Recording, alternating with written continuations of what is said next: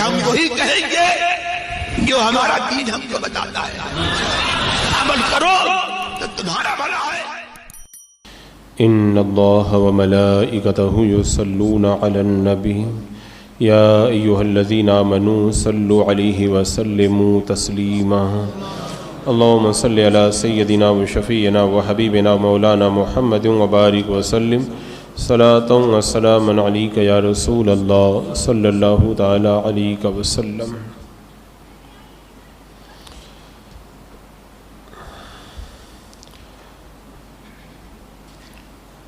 ثم جئت علی قدری یا موسیٰ، پھر اے موسیٰ آپ اللہ کے مقررہ وقت پر آ گئے۔ واصطنعتک لنفسی، اور میں نے آپ کو خاص اپنے لیے چن لیا۔ اذهب انت واخوک بآیاتی ولا تنی فی ذکری، تم اور تمہارے بھائی دونوں میری نشانیاں لے کر کے جائیں اور میری یاد میں سستی نہ کریں۔ اذهبا الی فرعون انہ طغی، دونوں فرعون کے پاس جائیں، بے شک اس نے سر اٹھایا ہے۔ فقولا لہ قولا لینا لعلہ یتذکر او یخشی، دونوں اس سے نرمی سے بات کریں اس امید پر کہ وہ نصیحت حاصل کرے یا ڈرے۔ اس سے پہلے اس بات کا تذکرہ ہوا کہ حضرت موسیٰ علیہ السلام نے اللہ تبارک و تعالیٰ کی بارگاہ میں 8 چیزوں کا سوال کیا تھا کہ اے اللہ میرا سینہ کھول دے اور میرے کام کو آسان کر دے، میری زبان کی گرہ کھول دے، اور ایک سوال یہ کیا تھا کہ میرے بھائی ہارون کو میرا وزیر بنا دے اور میرے امر یعنی نبوت کے اندر ان کو شریک کر دے۔ اس طرح سے کل 8 سوالات کا تذکرہ تھا۔ پھر اس کے بعد میں اللہ تبارک و تعالیٰ نے حضرت موسیٰ علیہ السلام پر جو 8 انعامات کیے، ان 8 انعامات کا تذکرہ فرمایا گیا۔ تو کل کی محفل میں ان میں سے 7 انعامات اور احسانات کا تذکرہ ہو گیا۔ یعنی ایک تو یہ کہ اللہ تبارک و تعالیٰ نے حضرت موسیٰ علیہ السلام کی ماں کے دل میں یہ بات ڈالی کہ ان کو صندوق میں بند کر کے دریا کے حوالے کر دو، اور دوسرا یہ کہ فرعون جس طرح بچوں کو قتل کرتا تھا، اللہ تبارک و تعالیٰ نے حضرت موسیٰ علیہ السلام کو بچا لیا، اور پھر تیسرا یہ کہ وہ صندوق فرعون کے دربار تک پہنچا اور فرعون آپ کی پرورش کرنے لگا، اور پھر حضرت موسیٰ علیہ السلام کی محبت ان لوگوں کے دل کے اندر ڈال دی گئی۔ اور پھر جب دودھ پلانے کی باری آئی تو آپ کی بہن نے آپ کو آپ کی والدہ تک پہنچا دیا، اور اس طرح آپ اپنی والدہ سے ملاقات کر لیے اور والدہ کے ساتھ میں آپ کا بچپنا گزرنے لگا۔ اور پھر جب شہر کہ ایک شخص کو آپ نے قتل کر دیا اور لوگ آپ کو تلاش کر رہے تھے، تو اللہ تعالیٰ نے اس وقت بھی آپ کو بچایا۔ تو یہ کل 6 انعامات کا ذکر کل ہوا۔ پھر 7واں انعام اللہ کا آپ پر یہ ہوا احسان کہ آپ حضرت شعیب کے شہر مدین میں گئے اور وہاں پر آپ نے قیام فرمایا۔ کتنا قیام فرمایا؟ ایک روایت کے مطابق 10 سال رہے، دوسری روایت کے مطابق آپ 28 سال رہے، اور ایک قول یہ ہے کہ آپ جو ہے وہ وہاں پر 22 سال رہے۔ تو 10 سال اپنی بیوی صفورہ کے مہر کے عوض میں رہے، اور 12 سال اپنی بیوی کے پاس میں رہے، اور وہیں پر آپ کو ایک بیٹا پیدا ہوا۔ اس کے بعد میں اللہ تبارک و تعالیٰ نے آپ کو 8واں انعام یہ عطا فرمایا کہ اپنی رسالت کے لیے آپ کو چن لیا۔ یعنی اللہ نے آپ کو اپنا قرب عطا کیا اور آپ کو شرف ہم کلامی عطا فرمایا۔ یہ کل 8 احسانات تھے جن کا یہاں پر ذکر کیا گیا۔ اب اس کے بعد میں آگے اللہ تبارک و تعالیٰ نے ارشاد فرمایا کہ جاؤ تم اور تمہارا بھائی میری نشانیاں لے کر کے اور میری یاد میں سستی نہ کریں۔ یہ نشانیاں کیا تھی؟ ایک تو آپ کا عصا، اور دوسرا ید بیضا یعنی آپ کا چمکتا ہوا ہاتھ جو آپ اپنے بغل کے نیچے ڈالتے تھے تو بڑا روشن اور چمکدار ہو جایا کرتا تھا۔ پھر اللہ تعالیٰ نے فرمایا کہ میرے ذکر میں سستی نہ کریں۔ اس کا مطلب یہ ہے کہ اپنے مقاصد کو حاصل کرنے کے لیے مجھ کو یاد کرتے رہیں، اور یاد رکھیں کہ اس دنیا کا کوئی بھی کام میرے ذکر کے بغیر پورا نہیں ہوتا ہے۔ اور ایک معنی اس کا یہ ہے کہ میرے پیغام کو پہنچانے میں سستی نہ کریں، کیونکہ تبلیغ بھی ایک طرح کی عبادت ہے، اور اس عبادت کو اچھے طریقے سے انجام دیں۔ اب اس کے بعد میں اللہ تعالیٰ نے کیا فرمایا؟ فرعون کے پاس جا رہے ہو تو اس سے نرم گفتگو کرنا، نرمی سے سمجھانا۔ حالانکہ فرعون نے خدائی کا دعویٰ کیا تھا اور اپنے آپ کو معاذ اللہ وہ خدا کہتا تھا، لیکن اللہ تعالیٰ نے حکم دیا کہ اس سے نرمی سے بات کرنا۔ وہ اتنا بڑا دعویٰ کرتا تھا، پھر بھی کہا کہ نرمی سے بات کرنا۔ اس کی وجہ کیا ہے؟ تو اس کی ایک وجہ تو یہ بیان کی گئی کہ حضرت موسیٰ علیہ السلام کی فرعون نے پرورش کی تھی۔ جب آپ چھوٹے تھے تو فرعون کے دربار میں آپ نے پرورش پائی تھی، تو اس حق کی وجہ سے اللہ تعالیٰ نے فرعون کے ساتھ میں نرمی کرنے کا حکم دیا۔ اس سے آپ اندازہ لگائیں کہ فرعون جب تھوڑا سا آپ کی پرورش کے اندر تعاون کیا تو اللہ تبارک و تعالیٰ نے فرعون کے ساتھ میں نرمی کرنے کا حکم دیا۔ تو لہذا جو والدین ہماری پرورش کرتے ہیں، ہمارے ماں باپ ہیں، ان کا حق کتنا زیادہ ہوگا، یہ ان لوگوں کو سمجھنا چاہیے جو چھوٹی چھوٹی بات کے اندر اپنے والدین کے ساتھ میں زبان چلانا شروع کر دیتے ہیں۔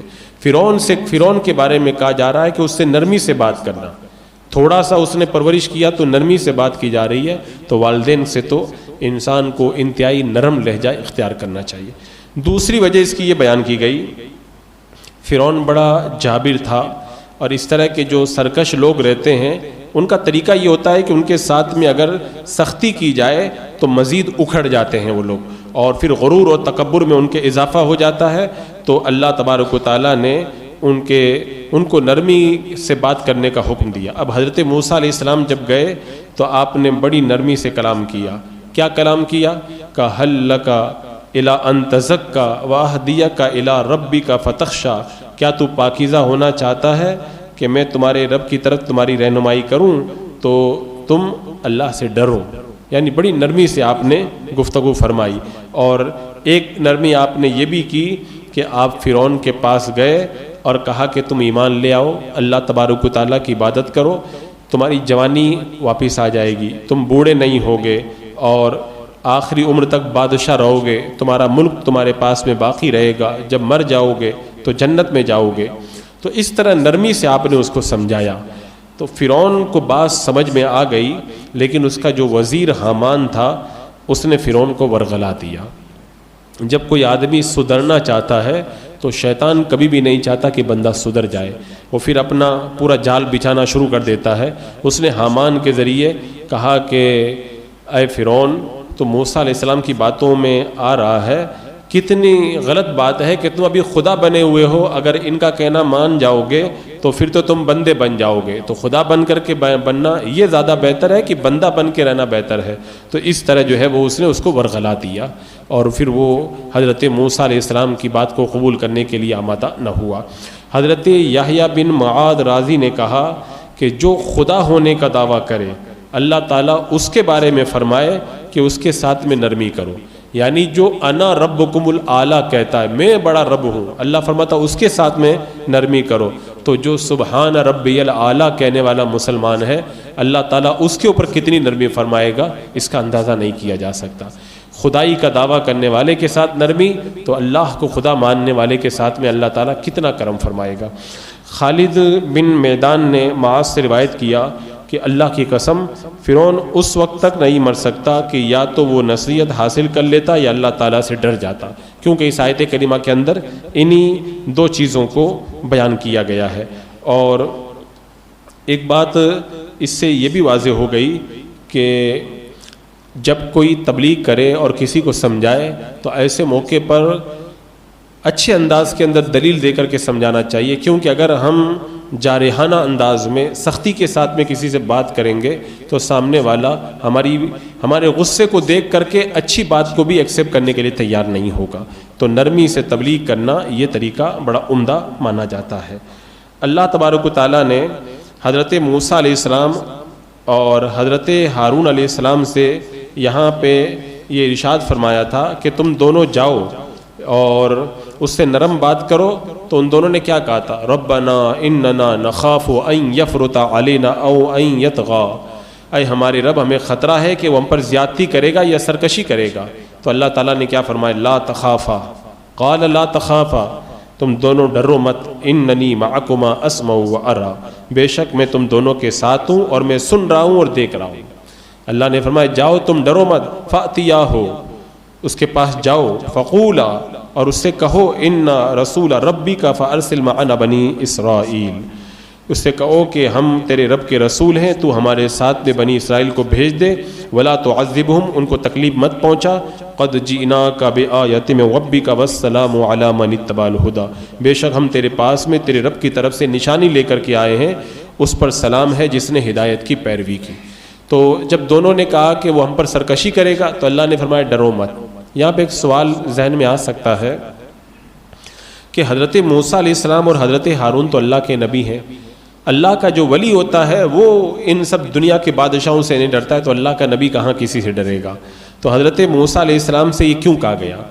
اس کی وجہ یہ بیان فرمائی گئی کہ یہ ایک فطری چیز ہے کہ انسان اپنی فطرت کے مطابق ایسے موقع پر کچھ خوف محسوس کرتا ہے اور فطری تقاضے کے مطابق ایسی چیزیں سامنے آیا کرتی ہیں.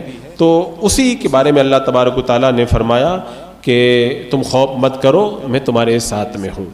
اور ایک وجہ اس کی یہ ہو سکتی ہے کہ جب حضرت موسیٰ علیہ السلام اور حضرت ہارون علیہ السلام ان کے پاس میں جا رہے تھے، فرعون کے پاس میں دونوں حضرات جب تشریف لے جا رہے تھے، تو اس وقت وہ چونکہ بادشاہی کی کرسی پر تھا، اور ایسے لوگوں کو جب کوئی اس طرح کی دعوت دیتا ہے تو سرکشی کا اظہار کرتے ہیں.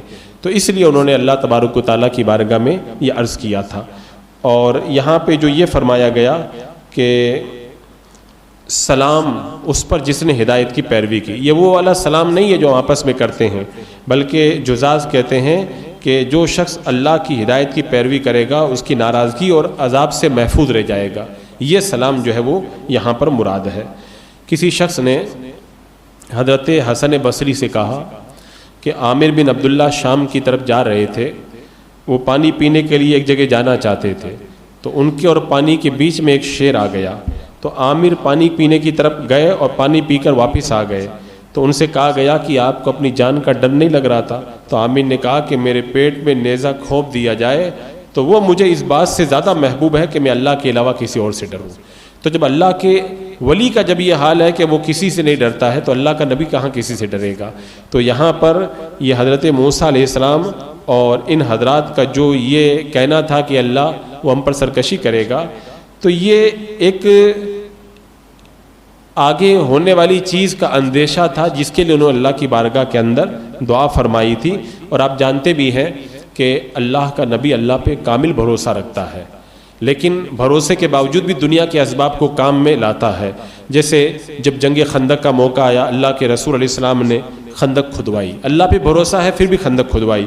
اسی طرح اللہ کا ولی اور نبی بھی دنیا کے اسباب کو کام میں لاتا ہے، یہ توکل کے خلاف نہیں ہے. اچھا، فرعون بہت طاقتور بادشاہ تھا، اس کا لشکر بہت بڑا تھا، وہ اپنے خدا ہونے کا دعویٰ کرتا تھا. اس کے باوجود بھی جب حضرت موسیٰ علیہ السلام نے اس کو اللہ کی توحید کی طرف دعوت دی تو اس نے صبر اور ضبط سے کام لیا. حضرت موسیٰ علیہ السلام پر سختی کرنے کے بجائے اس نے حضرت موسیٰ علیہ السلام کی بات کو سنا.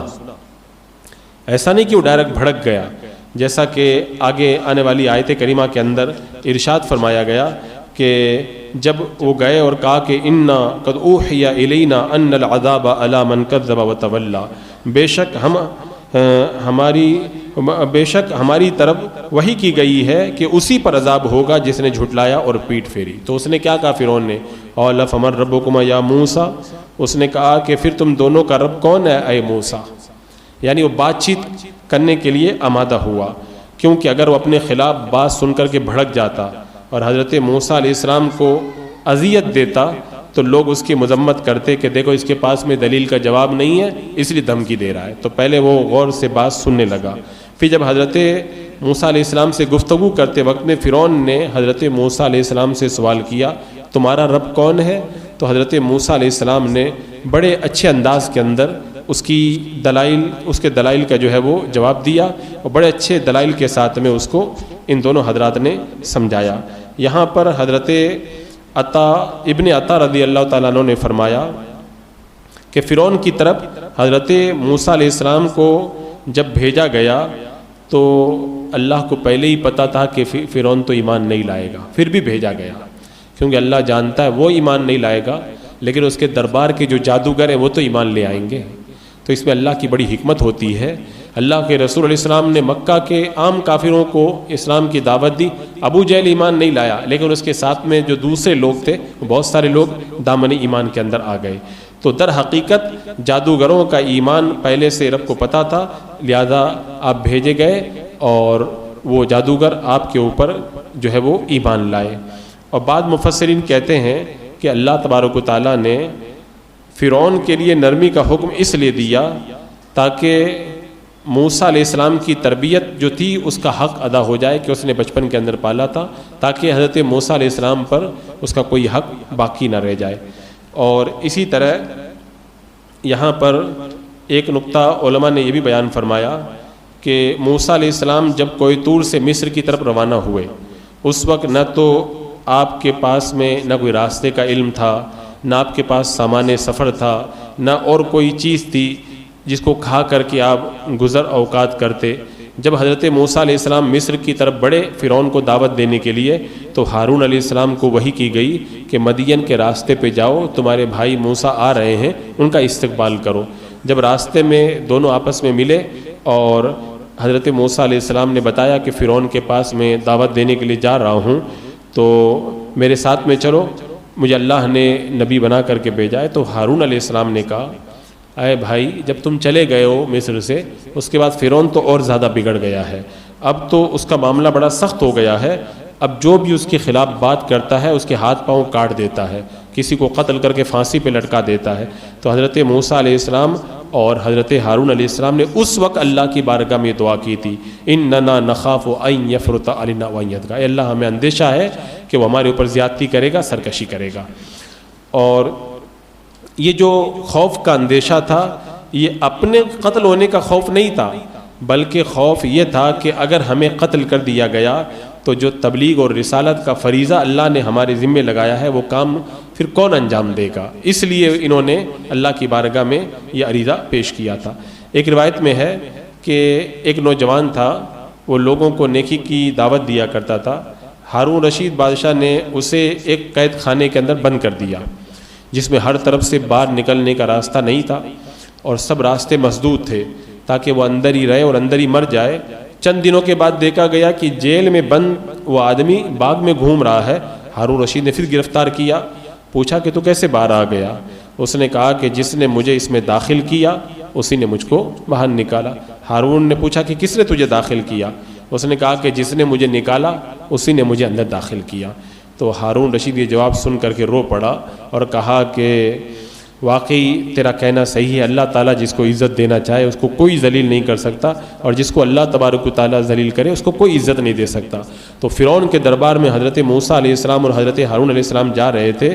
وہ حافظ قدس سرہ نے کہا تھا نا کہ ہزاروں دشمن میری تباہی و بربادی کا ارادہ کریں لیکن اے اللہ تیری مہربانی میرے ساتھ میں ہے تو مجھے دشمنوں کا کوئی ڈر نہیں ہے۔ اور پھر اتنے بڑے بادشاہ کے دربار میں یہ حضرات تشریف لے گئے اور ان کا کوئی کچھ بھی نہیں بگاڑ سکا۔ ایک روایت میں ہے ابو المعین نے کہا کہ میں نے ایک عیسائی سے پوچھا تھا کہ انجیل میں سب سے اچھی آیت تم کو کون سی لگتی ہے؟ تو عیسائی نے کہا کہ 5 کلمے مجھے انجیل کے بہت اچھے لگتے ہیں۔ وہ 5 کلمے یہ ہیں، اللہ تعالیٰ فرماتا ہے مجھ سے مانگ میں تجھے دوں گا، میرا شکر کر میں تجھے اور زیادہ نعمت دوں گا، میری طرف متوجہ ہو جا تیری طرف میں توجہ کروں گا، اور میرے قریب ہو جا میں تیرے قریب ہو جاؤں گا، اور تو دنیا میں میری اطاعت کر میں دنیا اور آخرت میں تجھے تیری منہ مانگی دولت نصیب کروں گا۔ تو جو بندہ اللہ کا ہو جاتا ہے پھر اللہ تبارک و تعالیٰ اسے بے حساب عطا فرماتا ہے۔ تو ایسے لوگ پھر دنیا کے بادشاہوں سے نہیں ڈرا کرتے، بھرے دربار میں اکیلے جا کر کے ایمان کی دعوت پیش کرتے ہیں اور اللہ تعالیٰ انہیں فتح و نصرت سے مالا مال فرماتا ہے۔